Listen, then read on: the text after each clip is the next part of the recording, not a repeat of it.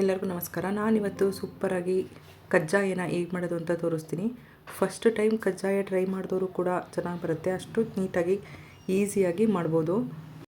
ನೀವು ಎಷ್ಟು ದಿನ ಇಟ್ಟರೂ ಕೂಡ ಹೀಗೆ ಕ್ರಿಸ್ಪಿ ಆಗಿರುತ್ತೆ. ಅಷ್ಟು ಈಸಿಯಾಗಿ ಸೂಪರಾಗಿ ಟೇಸ್ಟಿಯಾಗಿ ಹೇಗೆ ಮಾಡೋದು ಕಜ್ಜಾಯನ ಅಂತ ನೋಡೋಣ ಬನ್ನಿ. ನಾನಿಲ್ಲಿ 2 ಕಪ್ಪು ರೇಷನ್ ಅಕ್ಕಿ ತೊಗೊಂಡಿದ್ದೀನಿ. ಸೋನಾ ಮಸೂರಿ ಮತ್ತು ಮಾಮೂಲಿ ಬೇರೆ ಅಕ್ಕಿಗಳಿಗಿಂತ ರೇಷನ್ ಅಕ್ಕಿಯಲ್ಲಿ ಮಾಡಿದರೆ ಕಜ್ಜಾಯ ತುಂಬ ಚೆನ್ನಾಗಿ ಬರುತ್ತೆ. ಅದನ್ನು 4 ರಿಂದ 5 ಸಲ ಚೆನ್ನಾಗಿ ತೊಳ್ಕೊಬೇಕು. ಇದರಲ್ಲಿ ಪೌಡರ್ ಎಲ್ಲ ಇರುತ್ತಲ್ವ, ಅದಕ್ಕೋಸ್ಕರ ನೀಟಾಗಿ ತೊಳ್ಕೊಬೇಕಾಗುತ್ತೆ. ಇದನ್ನು 2 ದಿನ ನೆನೆಸ್ಕೋಬೇಕು. 2 ದಿನವೂ ಕೂಡ ಬೆಳಿಗ್ಗೆ ಒಂದು ಸಲ ಸಂಜೆ ಒಂದು ಸಲ ನೀರನ್ನ ಚೇಂಜ್ ಮಾಡ್ಕೋಬೇಕಾಗತ್ತೆ. ಇಲ್ಲ ಅಂದರೆ ಅಕ್ಕಿ ಹುಳಿ ಬರುತ್ತೆ. ಅದಕ್ಕೋಸ್ಕರ ಬೆಳಿಗ್ಗೆ ಒಂದು ಸಲ ಸಂಜೆ ಒಂದು ಸಲ ನೀರ ಚೇಂಜ್ ಮಾಡಿಕೊಂಡು ನೀಟಾಗಿ 2 ದಿನ ಈ ಥರ ನೆನೆಸ್ಕೋಬೇಕು. ಇವಾಗ ಇದನ್ನು ನೀರನ್ನೆಲ್ಲ ಸೋಸ್ಕೋಬೇಕು. ಈ ನೀರನ್ನ ಸೋಸ್ಕೊಂಡು ಪೂರ್ತಿ ನೀರೆಲ್ಲ ಡ್ರೈ ಆಗೋವರೆಗೂ ಹೀಗೇ ಬಿಡಬೇಕಾಗತ್ತೆ. ನೀರು ಪೂರ್ತಿ ಡ್ರೈ ಆದಮೇಲೆ ಒಂದು ಕಾಟನ್ ಬಟ್ಟೆ ಮೇಲೆ ಫ್ಯಾನ್ ಕೆಳಗಡೆ ಇದನ್ನು 15 ನಿಮಿಷ ಹಾರಾಕೊಂಡ್ರೆ ಸಾಕಾಗುತ್ತೆ. ಇದು ಅಕ್ಕಿ ಪೂರ್ತಿ ಡ್ರೈ ಆಗಿ ಒಣಗಬಾರ್ದು, ಹಸಿಯಾಗಿರಬೇಕು. ಅಷ್ಟು ಒಣಗಿದ್ರೆ ಸಾಕಾಗುತ್ತೆ.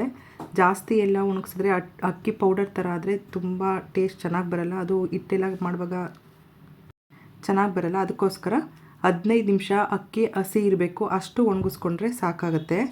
15 ನಿಮಿಷ ಆದಮೇಲೆ ನೋಡಿ ಈ ಥರ ಡ್ರೈ ಆಗಿದೆ. ಇಷ್ಟು ಡ್ರೈ ಆದರೆ ಸಾಕು. ಬರೀ ನೀರಿನ ತೇವಾಂಶ ಇರುತ್ತಲ್ಲ ಅಷ್ಟು ಹೋದರೆ ಸಾಕಾಗುತ್ತೆ. ಇವಾಗ ಇದನ್ನು ಒಂದು ಮಿಕ್ಸಿ ಜಾರ್ಗೆ ಹಾಕ್ಕೋಬೇಕು. ನಾನಿಲ್ಲಿ ಅಕ್ಕಿ ಜೊತೆಗೇ ಒಂದು 6 ಏಲಕ್ಕಿ ಕಾಯಿ ತೊಗೊಂಡಿದ್ದೀನಿ. ಇವಾಗ ಇದನ್ನು ನುಣ್ಣಗೆ ರುಬ್ಕೋಬೇಕು. ಎಷ್ಟಾಗುತ್ತೆ ಅಷ್ಟು ನುಣ್ಣಗೆ ರುಬ್ಕೊಂಡು ಇದನ್ನು ನೀಟಾಗಿ ಜಲ್ಸ್ಕೋಬೇಕಾಗತ್ತೆ. ಹಾಗೇ ಹಾಕ್ಕೊಂಡ್ರೆ ಅಕ್ಕಿ ಎಲ್ಲ ದಪ್ಪ ಇರುತ್ತೆ, ಚೆನ್ನಾಗಿ ಬರಲ್ಲ. ಅದಕ್ಕೋಸ್ಕರ ಈ ಥರ ನೀಟಾಗಿ ಜಲ್ಸ್ಕೋಬೇಕು. ಇವಾಗ ಉಳ್ಕೊಂಡಿರೋ ಎಲ್ಲ ಅಕ್ಕಿನೂ ನಾನಿಲ್ಲಿ ರುಬ್ಕೊಂಡಿದ್ದೀನಿ. ಅಕ್ಕಿ ರುಬ್ಕೊಂಡು ಜಲ್ಸ್ಕೊಂಡಾದಮೇಲೆ ಈ ಥರ ಉಂಡೆ ಮಾಡಿದ್ರೆ ಉಂಡೆ ಶೇಪಲ್ಲಿ ಬರಬೇಕು. ಆವಾಗ ಕಜ್ಜಾಯದ ಹಿಟ್ಟು ಚೆನ್ನಾಗಿ ಬರುತ್ತೆ. ಇಲ್ಲ ಅಂದರೆ ಪುಡಿ ಪುಡಿ ಥರ ಇದ್ದರೆ ಪೂರ್ತಿ ಡ್ರೈ ಆಗಿದ್ರೆ ಚೆನ್ನಾಗಿ ಬರಲ್ಲ. ಅದಕ್ಕೋಸ್ಕರ ಸ್ವಲ್ಪ ಅಕ್ಕಿ ಹಸಿ ಇದ್ದಾಗಲೇ ರುಬ್ಕೋಬೇಕು. ಪಾಕ ಮಾಡ್ಕೊಳ್ಳೋವರೆಗೂ ಹಸಿಟ್ಟು ತಣ್ಣಗಾಗುತ್ತೆ. ಅದಕ್ಕೋಸ್ಕರ ಒಂದು ಬೌಲ್ಗೆ ಹಾಕ್ಕೊಂಡು ಇದನ್ನು ಸ್ವಲ್ಪ ಪ್ರೆಸ್ ಮಾಡಿ ಇದನ್ನು ಕ್ಲೋಸ್ ಮಾಡಿ ಇಟ್ಕೋಬೇಕು. ಈ ಥರ ಕ್ಲೋಸ್ ಮಾಡಿ ಇಟ್ಕೊಂಡ್ರೆ ಹಸಿಟ್ಟು ತಣ್ಣಗಾಗಲ್ಲ. ಅದಕ್ಕೋಸ್ಕರ ಒಂದು ಚಿಕ್ಕ ಬೌಲ್ಗೆ ಹಾಕ್ಕೊಂಡು ಇಟ್ಕೋಬೇಕು. ಇಲ್ಲಿ ಒಂದು ಬಾಣಲೆಗೆ 2 ಸ್ಪೂನಷ್ಟು ಬಿಳಿ ಎಳ್ಳು ಹಾಕ್ಕೊಂಡಿದ್ದೀನಿ ಮತ್ತು ಒಂದು 2 ಸ್ಪೂನಷ್ಟು ಗಸಗಸೆ. ಎರಡೂ ಕೂಡ ಲೋ ಫ್ಲೇಮಲ್ಲಿ ಇಟ್ಕೊಂಡು ನೀಟಾಗಿ ಹುರ್ಕೋಬೇಕು. ಇದನ್ನು ಒತ್ತಿಸ್ಕೋಬಾರ್ದು, ನೀಟಾಗಿ ಲೋ ಫ್ಲೇಮಲ್ಲಿ ಇಟ್ಕೊಂಡು ಹುರ್ಕೊಂಡ್ರೆ ಸಾಕಾಗುತ್ತೆ. ನೋಡಿ ಇಷ್ಟು ಕಲರ್ ಬಂದರೆ ಸಾಕು. ಇವಾಗ ಇದನ್ನು ಪಕ್ಕಕ್ಕೆ ಎತ್ತಿಟ್ಕೊಂಡು ನಾನಿಲ್ಲಿ ಅದೇ ಬಾಣಲೆಗೆ 2 ಕಪ್ಪಷ್ಟು ಬೆಲ್ಲ ಹಾಕ್ಕೊಂಡಿದ್ದೀನಿ. 2 ಕಪ್ ಬೆಲ್ಲಗೆ ಅರ್ಧ ಕಪ್ಪಷ್ಟು ನೀರು ಹಾಕ್ಕೊಂಡಿದ್ದೀನಿ.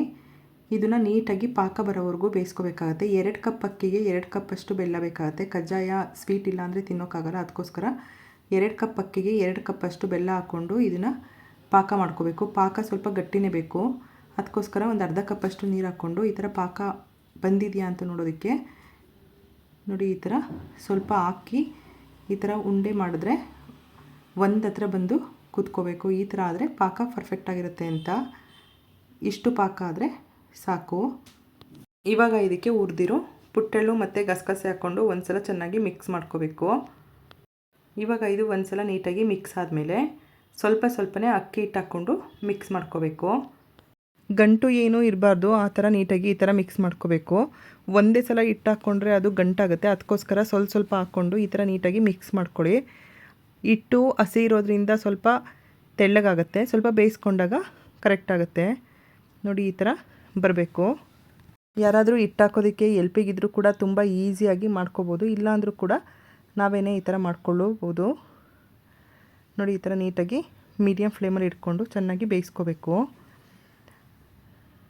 ಕಜ್ಜಾಯದ ಹಿಟ್ಟು ನೀಟಾಗಿ ಬೇಯೋವರೆಗೂ ಆದಷ್ಟು ಮೀಡಿಯಮ್ ಫ್ಲೇಮಲ್ಲಿ ಇಟ್ಕೊಂಡೆ ನೀಟಾಗಿ ಬೇಯಿಸ್ಕೋಬೇಕು. ಚೆನ್ನಾಗಿ ಬೇಯುತ್ತೆ. ಇಲ್ಲ ಅಂದರೆ ಹೈ ಫ್ಲೇಮಲ್ಲೆಲ್ಲ ಇಟ್ಕೊಂಡ್ರೆ ಬೇಗ ಗಟ್ಟಿ ಆಗುತ್ತೆ, ಹಿಟ್ಟು ಚೆನ್ನಾಗಿ ಬೆಂದಿರಲ್ಲ. ಅದಕ್ಕೋಸ್ಕರ ಮೀಡಿಯಮ್ ಫ್ಲೇಮಲ್ಲಿ ಇಟ್ಕೊಂಡು ನೀಟಾಗಿ ಬೇಯಿಸ್ಕೋಬೇಕು. ನೋಡಿ ಈ ಹದದಲ್ಲಿ ಆಗಿದೆ. ಇವಾಗ ಇಷ್ಟು ಬೆಂದರೆ ಸಾಕು.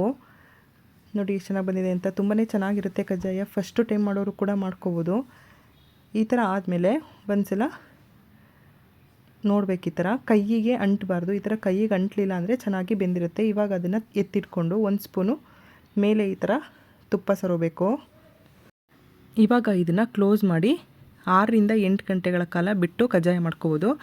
ನಿಮಗೆ ಬೇಕು ಅಂದರೆ ಒಂದಿನ ಬಿಟ್ಟು ಕೂಡ ಮಾಡ್ಕೋಬೋದು. ಜಾಸ್ತಿ ಗಟ್ಟಿ ಆಯಿತು ಅಂದರೆ 6 ಗಂಟೆಯಿಂದ 8 ಗಂಟೆ ಒಳಗಡೆ ಮಾಡ್ಕೊಳ್ಳಿ. ಇಷ್ಟು ಹದದಲ್ಲಿ ಆಗಿದೆ. ಇವಾಗ ನಿಮಗೇನಾದರೂ ಹಿಟ್ಟು ಸ್ವಲ್ಪ ಗಟ್ಟಿ ಆಯಿತು ಅಂದರೆ ಒಂದು ಪಚ್ಚಬಾಳೆಹಣ್ಣ ಅದಕ್ಕೆ ಕಲಿಸ್ಕೊಂಡ್ರೆ ಆವಾಗ ಕರೆಕ್ಟಾಗಿ ಪರ್ಫೆಕ್ಟಾಗಿ ಬರುತ್ತೆ. ನನಗೆ ಇದು ಕಜ್ಜಾಯದ ಹಿಟ್ಟು ಕರೆಕ್ಟಾಗಿತ್ತು ಅನ್ನಿಸ್ತು, ಅದಕ್ಕೋಸ್ಕರ ನಾನು ಬಾಳೆಹಣ್ಣು ಏನೂ ಹಾಕಿಲ್ಲ. ಈ ಥರ ಒಂದು ರೌಂಡ್ ಶೇಪ್ದು ಬೌಲ್ ಮೇಲೆ ಒಂದು ತೆಳ್ಳನೆ ಕವರ್ನ ಕಟ್ ಮಾಡಿ ಹಾಕ್ಕೊಂಡಿದ್ದೀನಿ. ಈ ಥರ ಹಾಕ್ಕೊಂಡ್ರೆ ಇದು ನೀಟಾಗಿ ಕಜ್ಜಾಯ ಎಲ್ಲ ಎತ್ಕೊಳ್ಳುವಾಗ ಸರಿಯಾಗಿ ಬರುತ್ತೆ.